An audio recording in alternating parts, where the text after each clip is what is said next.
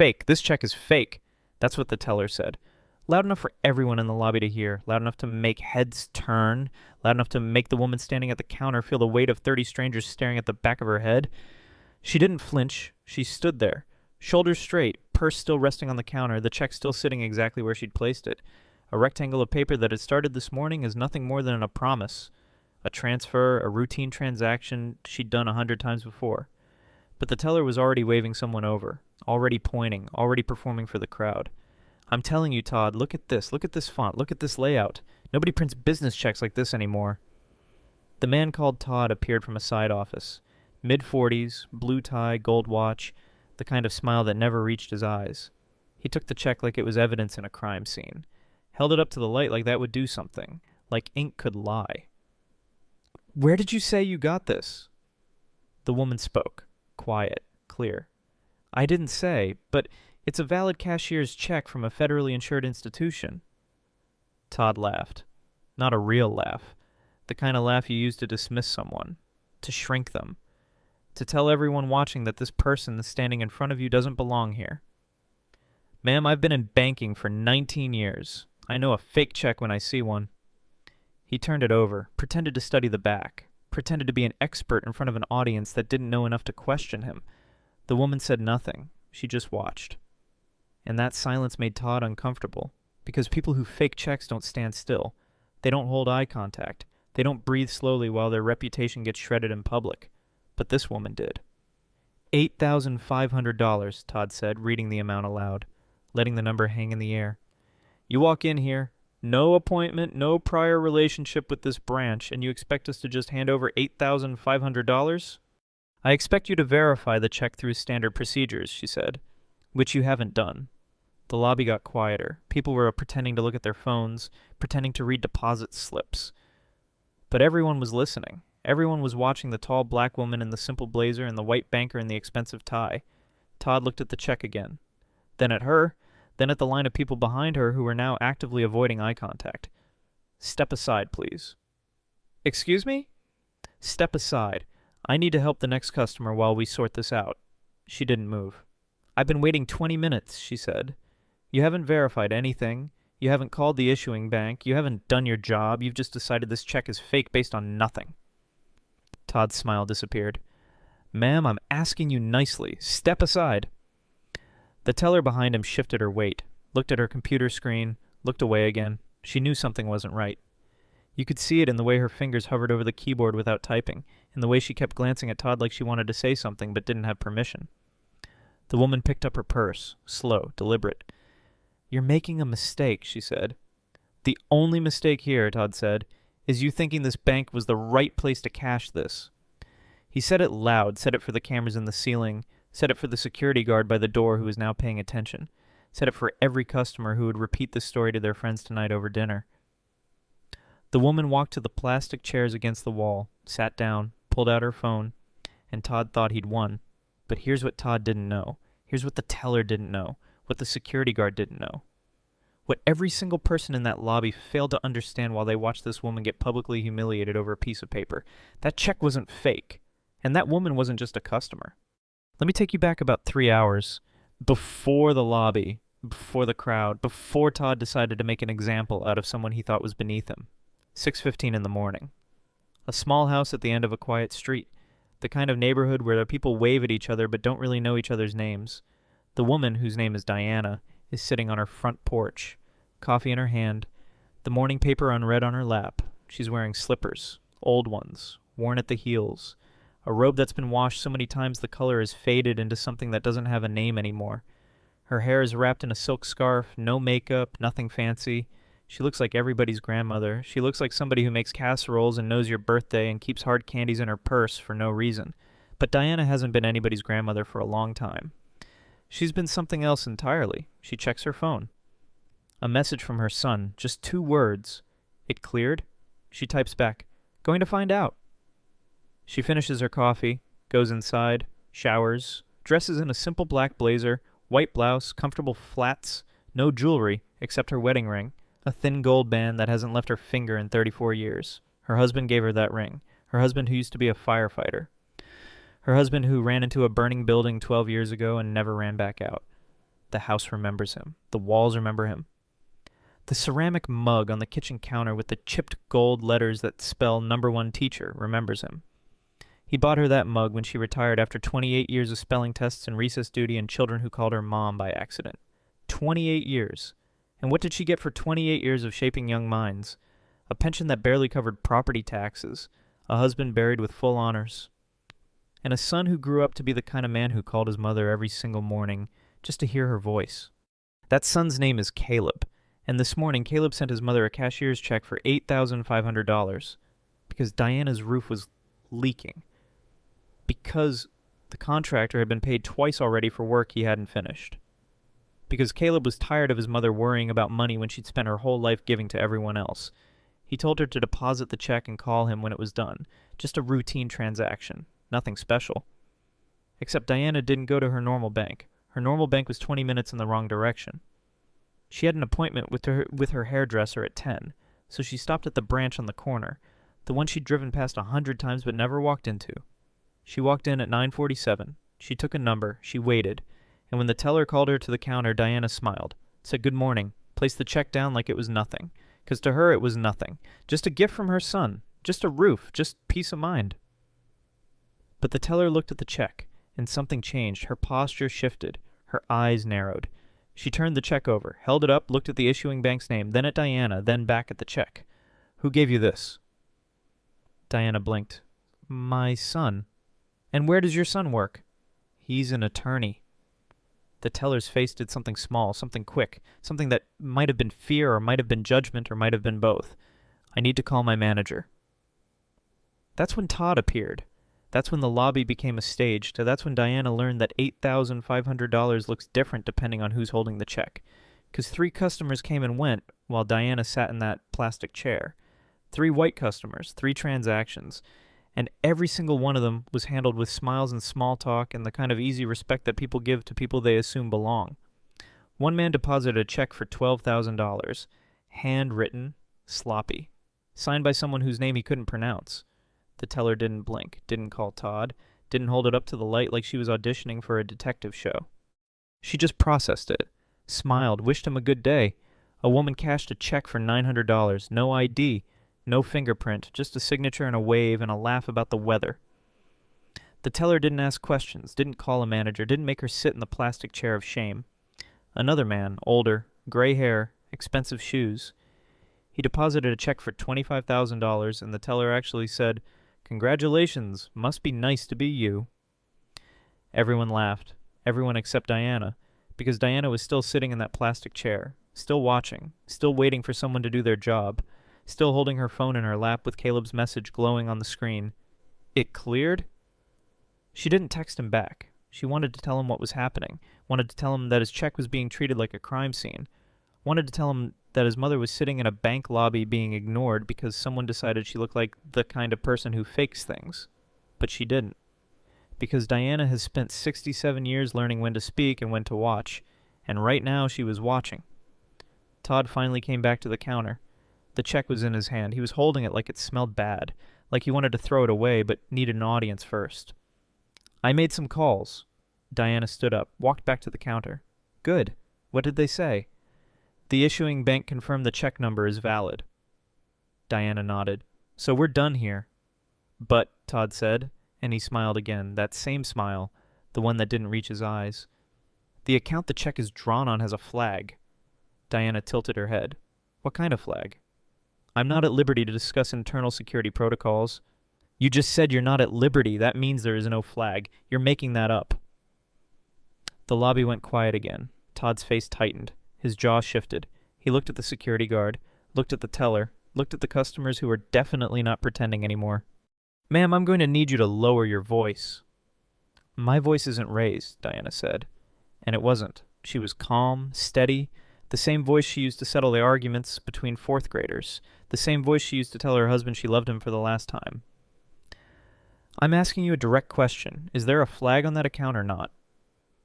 Todd looked at the check, looked at Diana, looked at the line of customers behind her who were now actively leaning forward to hear better. The check is being held for further review, he said. You can pick up the funds in 7 to 10 business days. 7 to 10 business days. For a cashier's check. A guaranteed instrument. A piece of paper that exists specifically to tell banks, this money is real. Stop asking questions. Diana didn't raise her voice, didn't cry, didn't demand to speak to someone higher.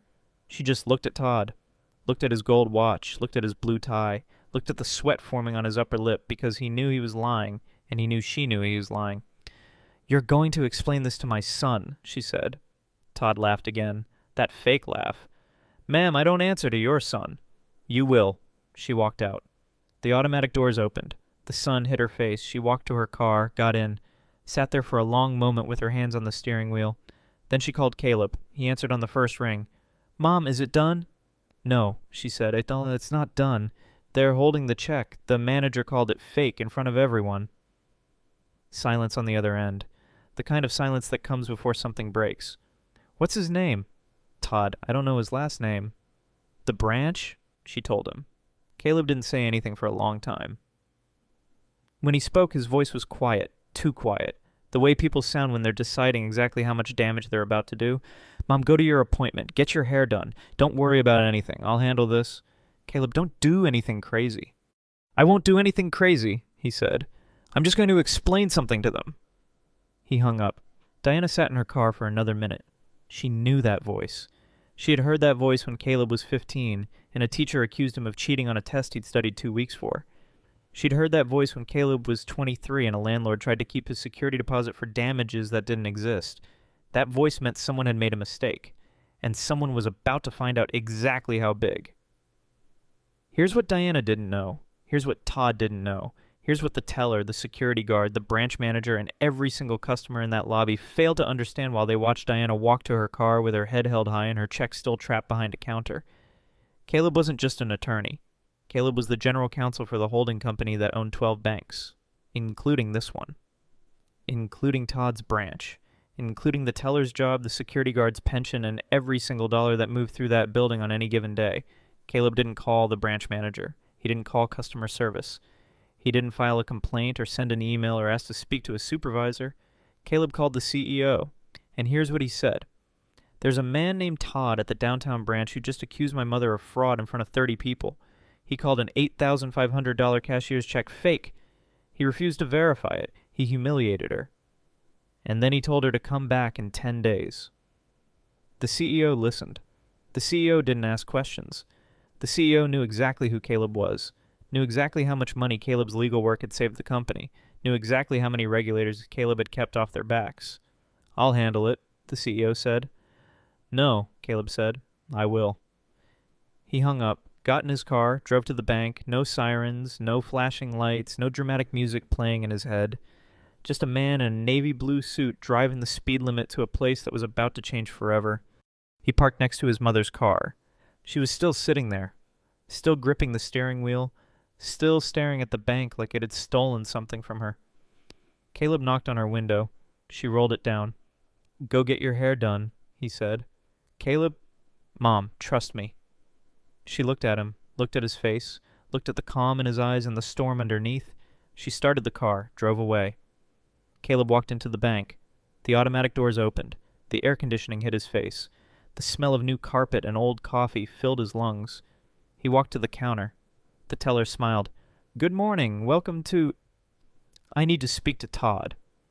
The teller's smile froze. Do you have an appointment? No.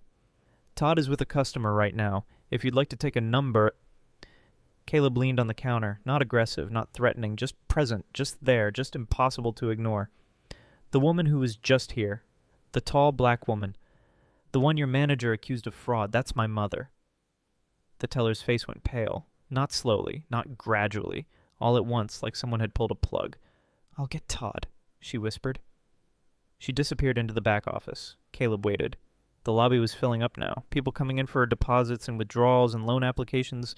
People who had no idea they were about to witness something. Todd came out. Same blue tie, same gold watch, same smile that didn't reach his eyes. But something was different now. His shoulders were higher, his chin was lifted.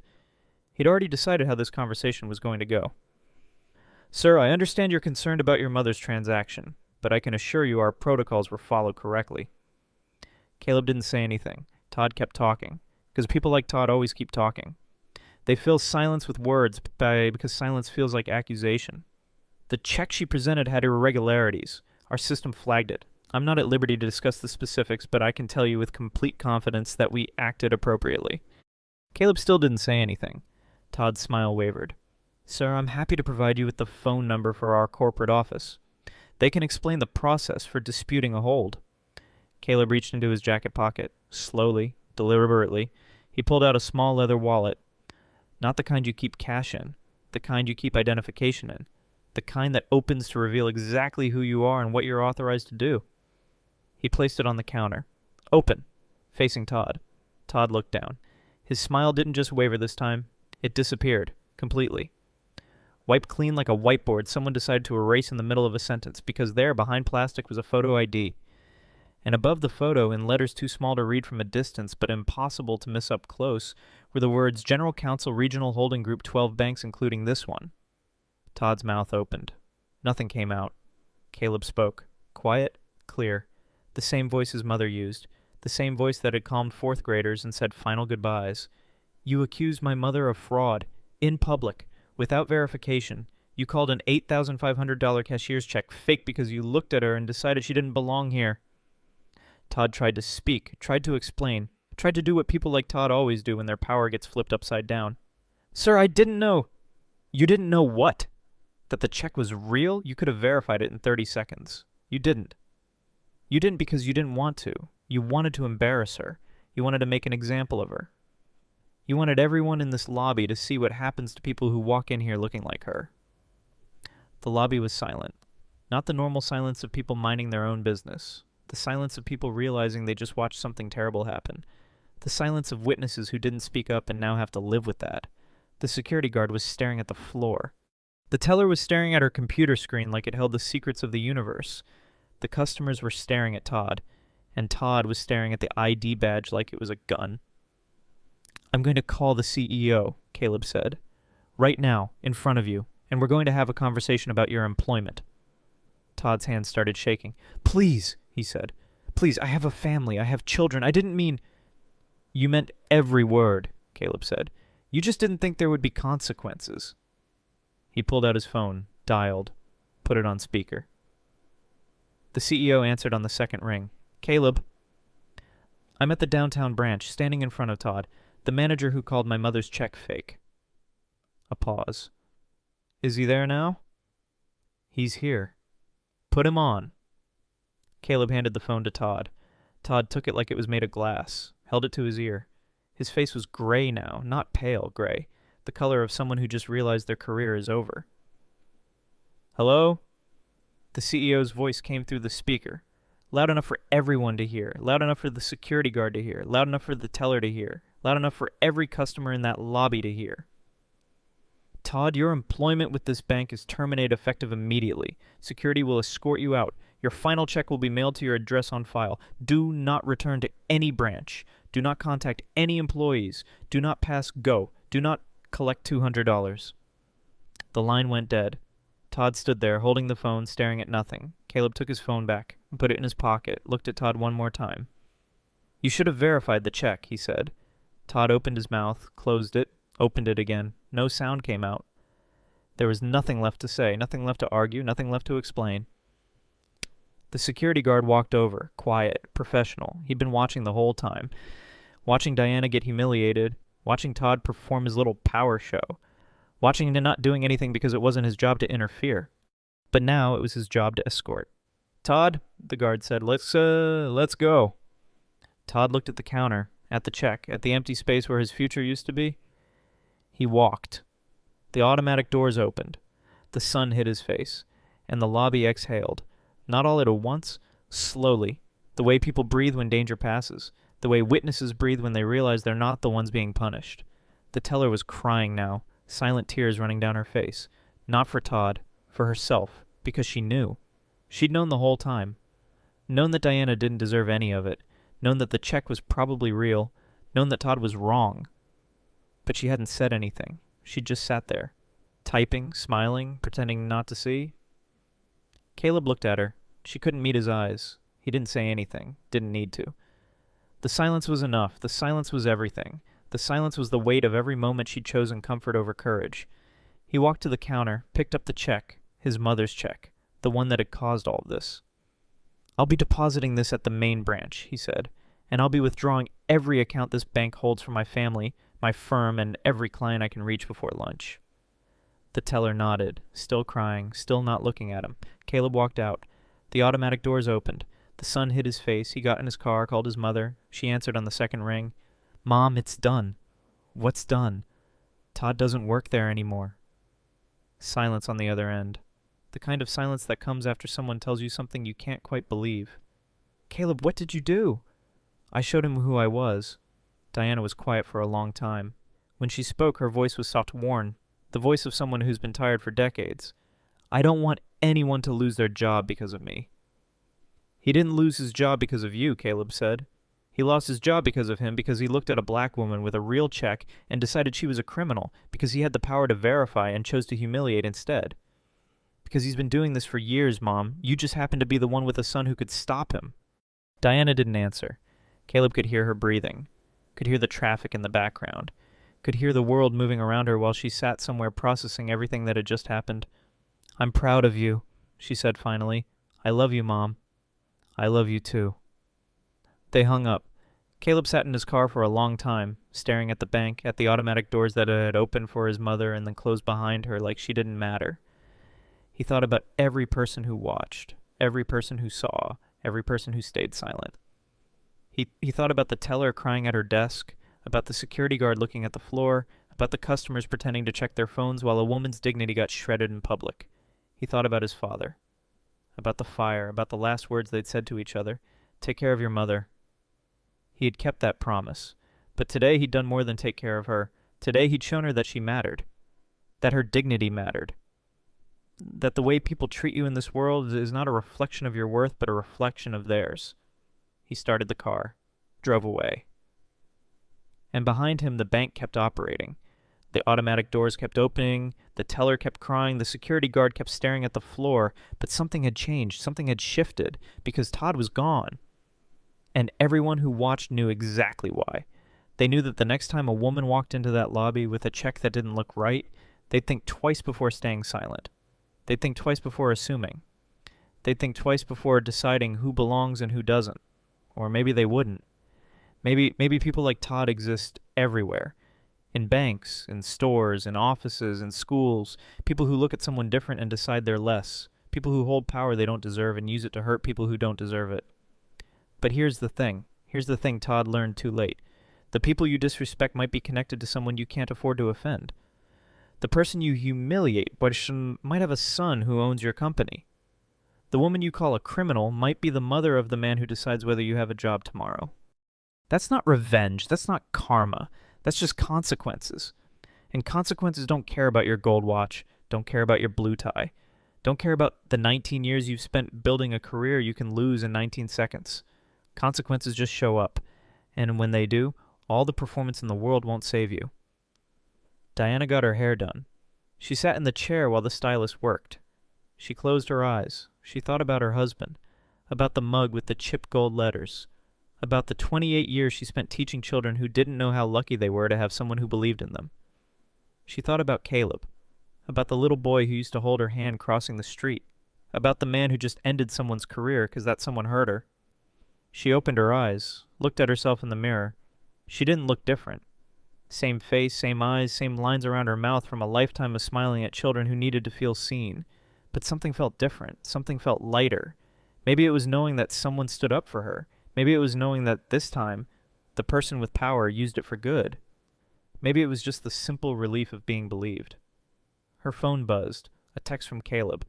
"Check deposited. Contractor scheduled for Monday. You're getting a new roof, Mom." She smiled. Typed back, "You're a good son." His response came immediately. "I had a good mother." Diana put her phone down, closed her eyes again, and for the first time in a long time, she let herself feel something she'd almost forgotten. Not anger, not exhaustion, not the weight of being the one who always has to prove she belongs. Just peace. Quiet, simple, ordinary peace. The kind of peace that comes from knowing someone sees you. The kind of peace that comes from knowing someone will fight for you. The kind of peace that comes from knowing that even when the world tries to shrink you, There's someone who will remind you how big you really are. The stylist finished. Diana opened her eyes, looked at her reflection one more time. She looked like herself, but she felt like someone else. Someone who didn't have to prove anything anymore. Someone who could walk into any bank, any store, any room in America and know that she belonged there. Not because her son was powerful, but because she was, because she always had been. Because no check, no teller, no manager with a gold watch could ever take that away from her. She paid for her hair, left a tip, walked out into the sun, and went home to wait for her new roof. Todd went home too, but not to wait for anything, to pack. Because the calls had already started. The whispers had already spread. The banking community in that city was smaller than anyone thought, and faster than anyone expected. Every manager in every branch knew what Todd had done. No one wanted him. No one would hire him. 19 years of building a reputation, 19 years of climbing ladders and shaking hands and attending holiday parties. 19 years gone because he couldn't just verify a check. He sat in his living room, staring at the wall. His wife was in the kitchen. She wasn't asking questions. She already knew. Someone had called her too. Someone who worked at the bank. Someone who'd watched the whole thing from the safety of their own cubicle. She wasn't surprised. That was the worst part. She wasn't surprised. Because this wasn't the first time Todd had done something like this. It was just the first time he'd gotten caught. Todd put his head in his hands. And for the first time in 19 years, he asked himself the question he should have asked a long time ago. Why? Why did he do it? Why did he look at Diana and decide she was lying? Why did he skip the verification processes he'd been trained to follow? Why did he choose public humiliation over basic professionalism? He knew the answer. He'd always known the answer. He just never thought he'd have to say it out loud. She was black. She was older. She was dressed simply. She looked like someone who wouldn't fight back. She looked like someone no one would believe. She looked like an easy target. And Todd had spent 19 years targeting people who looked like they couldn't afford to fight back, but this time someone fought back. This time the easy target had a son, and that son had power. And that power had teeth. And Todd learned the hardest lesson of his life. The people you hurt are connected to people who love them.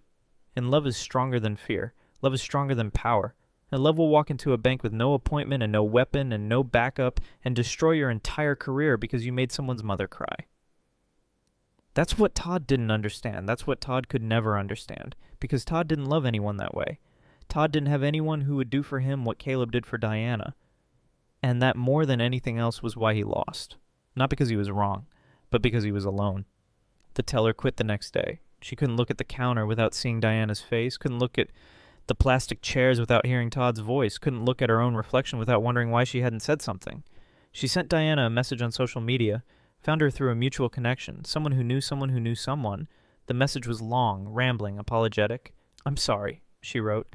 "I saw everything. I knew he was wrong. I could have said something. I should have said something. I didn't. I just sat there. I let it happen. I'm so sorry." Diana read the message, sat with it for a while, then wrote back, "Thank you for saying that. It means more than you know, but don't spend your life apologizing for yesterday. Spend it being braver tomorrow." The teller read those words and cried. Not silent tears this time, loud ones, the kind that come from somewhere deep. She printed Diana's message, taped it to her mirror, read it every morning before she went to her new job, a job at a different bank, a bank where she promised herself she would never stay silent again. The security guard stayed. He had a family, had bills, had a mortgage. He couldn't afford to quit. But every time he saw someone waiting in the plastic chairs, he thought about Diana.